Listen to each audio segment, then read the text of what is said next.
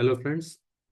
आज के वीडियो में हम आईसीआईसीआई प्रुडेंशियल जो म्यूचुअल फंड हाउस है उसके जो इंडेक्स फंड्स हैं उसके बारे में डिस्कस करेंगे। तो अगर आप इंडेक्स फंड्स में इन्वेस्ट करते हैं और अलग अलग टाइप के जो अवेलेबल इंडेक्स फंड्स हैं आईसीआईसीआई म्यूचुअल फंड हाउस के उसके बारे में जानना चाहते हैं तो ये वीडियो आपके लिए है।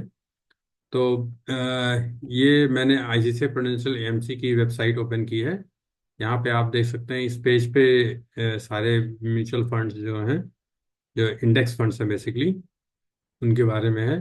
तो पहला जो है BSc Sensex index fund direct, इसका एक साल यहाँ पे एक साल का सीएजीआर भी दिया गया है। तो इसका 8.22 है एज ऑन 17 जनवरी 2025।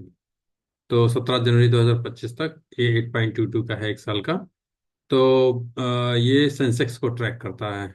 इसके अलावा ये जो है क्रिसिल ट्रिपल ए बॉन्ड, ये बॉन्ड ये डेट फंड है तो इसके बारे में डिस्कस नहीं करूंगा। उसके अलावा नेस्डैक 100, अगर यूएस के जो नेस्डैक 100 जो उनका बेसिकली टेक्नोलॉजी का इंडेक्स है उसको अगर आप ट्रैक करने वाला कोई फंड इन्वेस्ट करना चाहते हैं तो आईसीसी का जो है नेस्डैक 100 इंडेक्स फंड है। ये किसी ईटीएफ में नहीं करते, डायरेक्ट जो इंडेक्स के स्टॉक्स हैं उनमें करता है। और इसका रिटर्न देख लीजिए एक साल का 33.82% का सीएजीआर है। तो काफ़ी अच्छा नास्डैक परफॉर्म कर रहा है इस टाइम पे।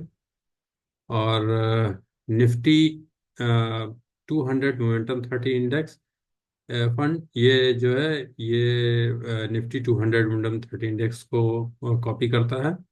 और इसने एक साल में 11.08% का रिटर्न दिया है। निफ्टी 50 इंडेक्स फंड, ये निफ्टी 50 को ट्रैक करता है, इसने 8.59% का दिया है। इसके अलावा रिसेंटली अभी इन्होंने निफ्टी 500 इंडेक्स फंड भी लॉन्च किया है जो कि निफ्टी 500 इंडेक्स को ट्रैक करता है। और अगर सेक्टोरल की बात करें तो इनके पास निफ्टी ऑटो इंडेक्स फंड भी है जिसका कि रिटर्न 23.74% है पिछले एक साल में।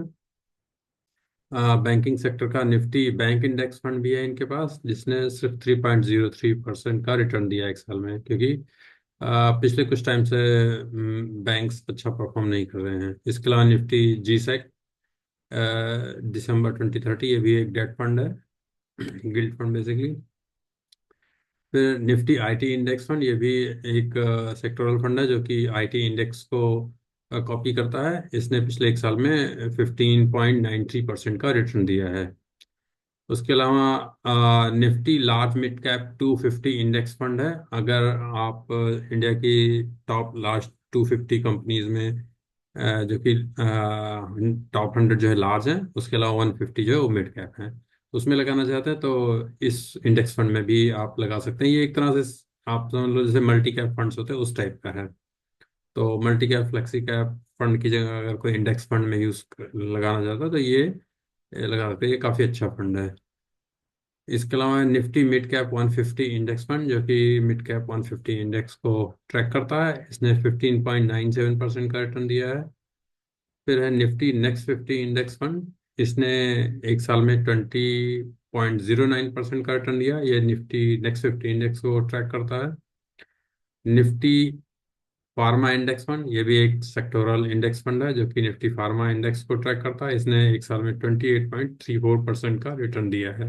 तो सेक्टर्स का आप देख सकते हैं जैसे फार्मा ने काफ़ी अच्छा किया है, लेकिन बैंक ने बहुत खराब किया। तो इसलिए सेक्टर का आपको थोड़ा सा समझ होनी चाहिए। उस हिसाब से अगर आप लगाना चाहते हो तो इन सारे इंडेक्स फंड्स को यूज़ कर सकते हैं।